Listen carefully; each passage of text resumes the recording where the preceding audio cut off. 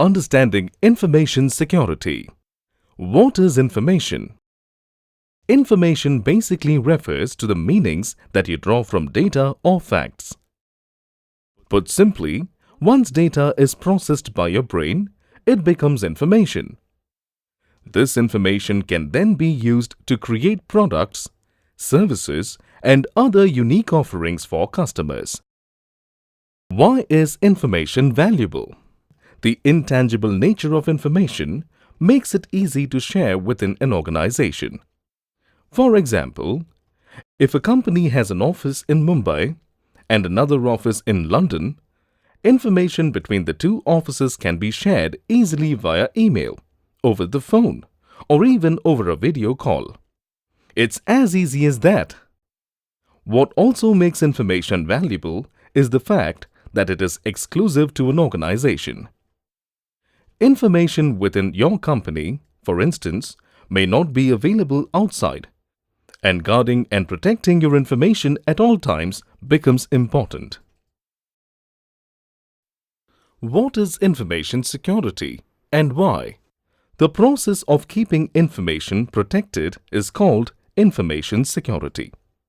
So, how does a business protect its information? Well, a business uses a combination of technologies, standards, policies, and management practices to keep information secure. Today, organizations are becoming more and more dependent on their information systems. More often than not, these systems contain personal data and confidential records, and organizations work hard to keep this information secure.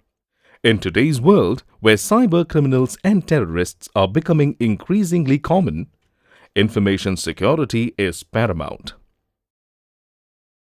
Principles of information security. Information security is complete only when it can be accessed by intended people, it is correct, and it is available when it is required.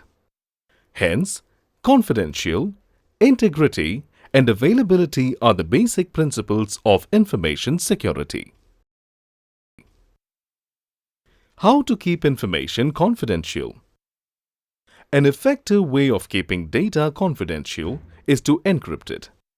That means that the data is kept under a secret password or key, and only those with that key can access it. Other ways to maintain information confidentiality are by using file permissions and access control. In order to control the access to certain user, system should first identify who the user is.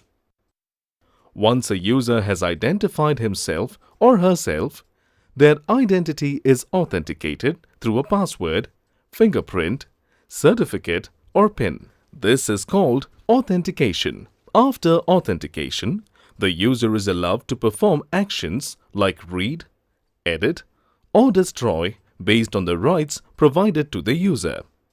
This is called authorization. How do you reduce the risk of information tampering? Sometimes, organizations use cryptography to know whether certain information has been tampered with. Cryptography allows the organization to employ a system to check whether the information is in its original state. To avoid information tampering, a common form of cryptography called hashing is used. This involves hashing the data that is received and comparing it with the hash of the original message. Why is information sometimes denied? Information is sometimes denied to users due to unforeseen circumstances. Have you ever come across a popular website that cannot be accessed because it has crashed? This could happen for a variety of reasons like floods, accidents, and hack attempts, but the end result is unhappy users. Organizations can make sure the information is available by having backup or secondary system in the absence of primary service. This is called redundancy. Information is the backbone of organizations. Organizations cannot function without information.